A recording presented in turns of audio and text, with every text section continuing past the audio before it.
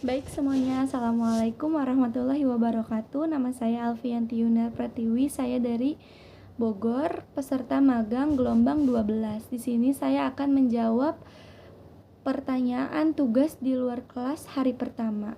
Yang pertama, jawablah pertanyaan mengenai fun learning berikut itu. Soal yang pertama adalah apa pengertian fun learning?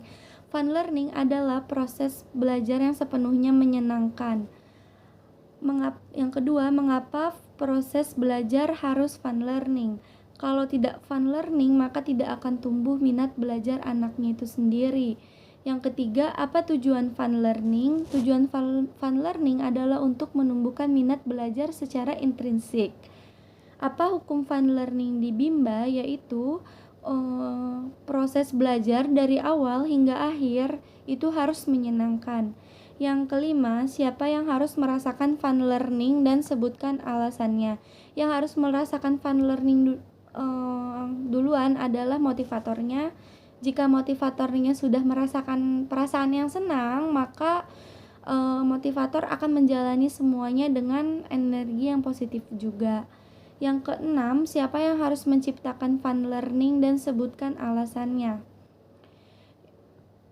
Yang harus menciptakan fun learning adalah kita sebagai motivator agar bisa menyalurkan ilmu-ilmu dan metode Bimba. Yang ketujuh, bagaimana cara menciptakan fun learning dengan menyenangkan, berdialog dengan anak, mengetahui apa yang dimau oleh anak atau kesukaan-kesukaannya anak. Yang kedelapan, bagaimana cara mengevaluasi anak apakah fun learning atau tidak. Cara mengevaluasinya adalah dengan kita melihat wajah atau ekspresi anak senang atau enggak ya. Yang kesembilan, apa dampak yang terjadi bila proses belajarnya menyenangkan? Dampak yang terjadi adalah tumbuh minat belajarnya. Yang ke-10, apakah dampak yang terjadi bila proses belajar tidak menyenangkan? Bila proses belajar tidak menyenangkan, yang terjadi adalah anak tidak tumbuh minat belajarnya dan tidak tumbuh semangatnya. Yang B, jawablah pertanyaan mengenai metode small step system berikut ini. Apa pengertian small step system? Small step system adalah metode belajar yang dilakukan secara bertahap mengikuti kemauan dan kemampuan anak.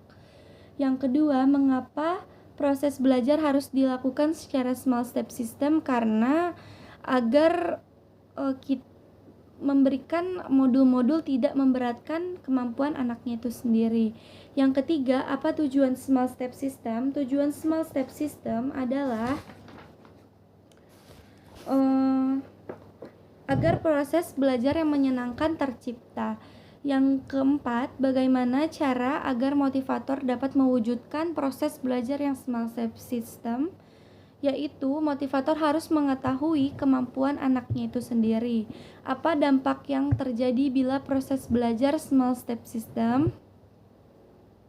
Bila proses belajar small step system itu terjadi, maka akan tumbuh minat belajarnya lagi dan tumbuh individual system. Yang keenam, apa dampak yang terjadi bila proses belajar tidak small step system? Yaitu belajarnya tidak tumbuh minat individual sistemnya itu sendiri. Sekian dari saya, mohon maaf bila ada kesalahan. Wassalamualaikum warahmatullahi wabarakatuh.